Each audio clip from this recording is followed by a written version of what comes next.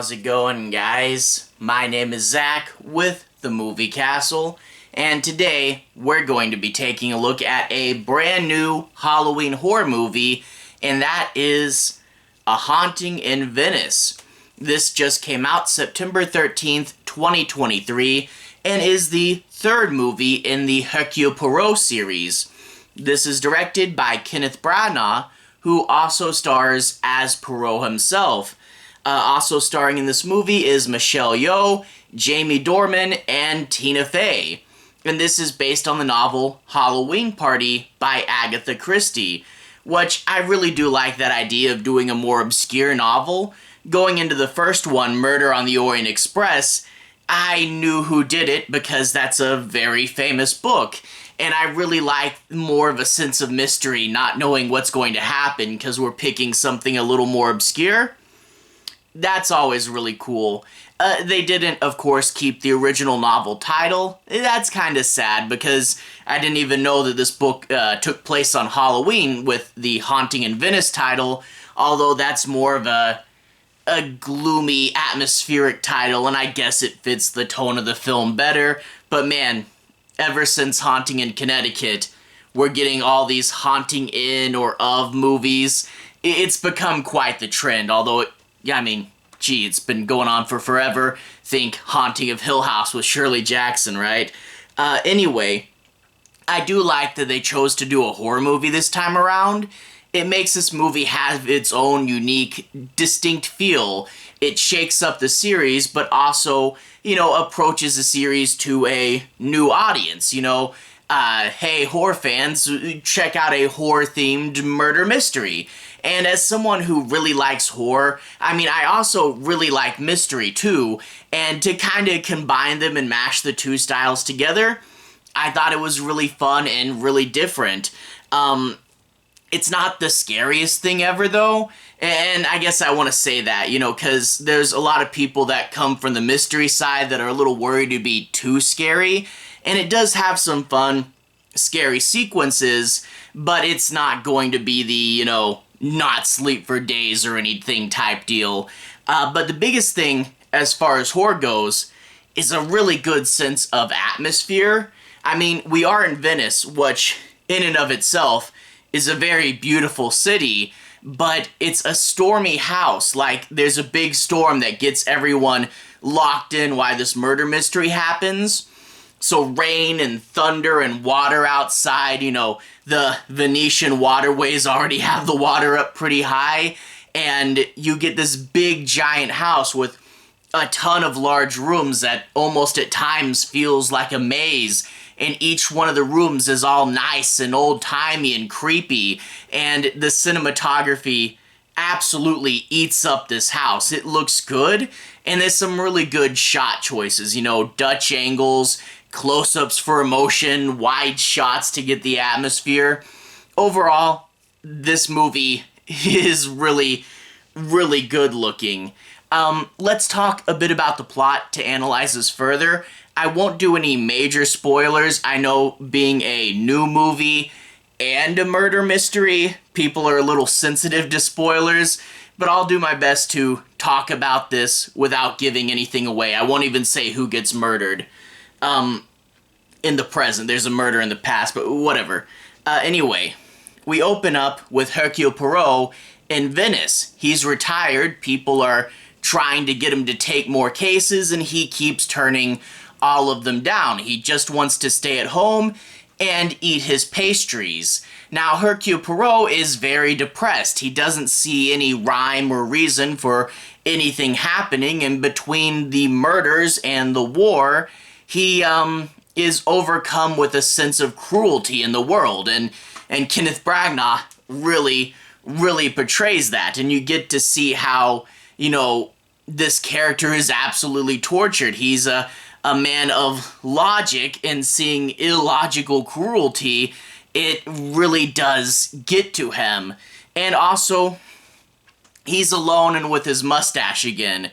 Mild spoiler for Death on the Nile, but we find out that he grew out his mustache to hide a scar he got from the war, and it ends with him settling down with a woman and shaving his mustache, kind of choosing not to deny the past anymore. It was a darker place to leave the character, but ultimately one of growth. But now we find him alone again and with the mustache back. So he is sort of once again retreating, and they only throw out like one line, like, oh, you know, just mentioning the girlfriend once. And I kind of wish we got more of an explanation for that, because that seemed like a pretty big thing.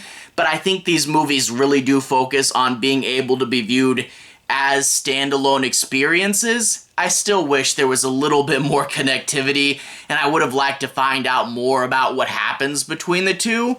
But Hercule Poirot is depressed, and Tina Fey comes up.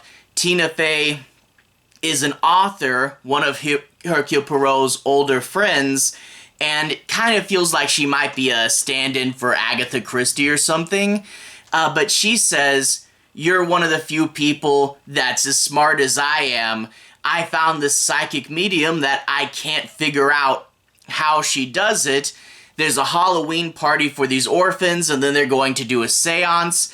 Come with me, help debunk this person. It's not a murder mystery, it's just going out with an old friend and figuring something out." So she kind of gets him out of the house when no one else could. And yeah, it starts off as a Halloween party for these orphans, and you really do get the kids running around in costume, celebrating, bobbing for apples. It does have a good Halloween atmosphere.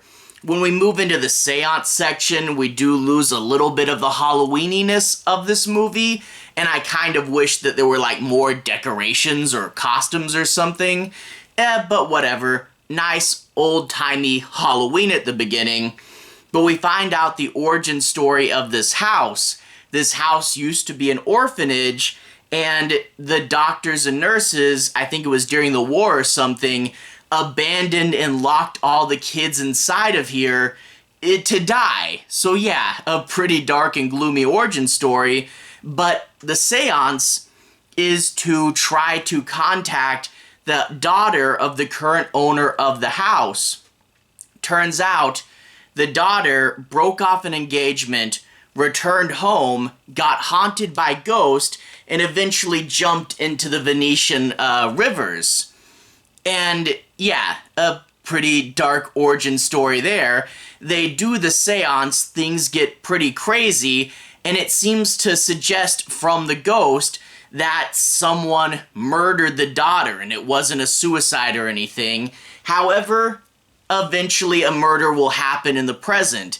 I won't spoil who gets murdered, but it is a very fantastic and big and over-the-top sequence, and all the characters get trapped there.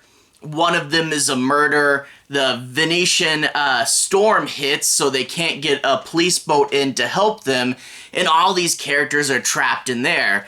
And there's some pretty interesting characters. One of my favorites is a doctor who is also haunted, much like Poirot, and it gives him someone to bounce off of and someone who also feels similar things to him. We also get the doctor's son, who claims to talk to ghosts all the time. A really interesting little character there. We get like the medium's assistants, and you don't really know what they're up to, and all the family and friends of the girl. And it is a really interesting whodunit with a good array of characters, and we really don't get too many whodunit mysteries nowadays. And I really am glad that they keep making movies in this series, because every one of them I found to be pretty enjoyable and well made. Now, I will say there is something that's revealed during the seance, that something bigger happens immediately afterwards. And I find it pretty strange that that first thing wasn't a bigger deal to these characters. Just a little minor gripe. But after that, it does move in some fun and haunting sequences. Poirot is already haunted, not by ghosts, but by his past. And to see him get pushed farther and farther, and to see if the character will break, is an interesting way to go. And again, it is very, very well portrayed. There's some fun ghost sequences. Sometimes I feel it does go a little bit too far for the grounded reality that was normally portrayed in this series. But, you know, it's a fun Halloween horror movie. Might as well swing for the fences. There is a good mystery here. I don't think it's as good as, like, Death on the Nile. I thought had lots of really fun twists and turns, and I don't think it's quite as good as that.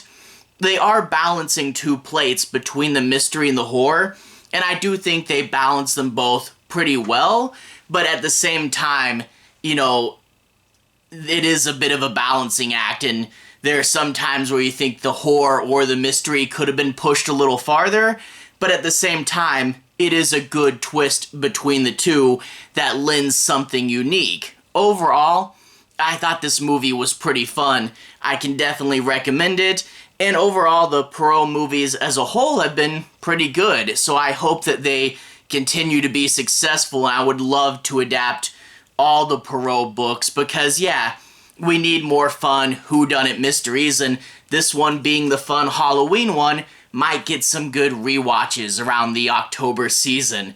Anyway, to everyone who's watched so far, thank you for watching. To everyone who's liked and subscribed, thank you. You really are helping the channel out. I'll leave a relevant playlist on the bottom. This should be my 2023 movies playlist, where you can see my reviews for things like Megan, Renfield, Last Voyage of the Demeter, another good atmospheric movie, but with boats. Anyway, have a good day. I'll see you guys again very, very soon. 2023 playlist on the bottom. Have a good day now.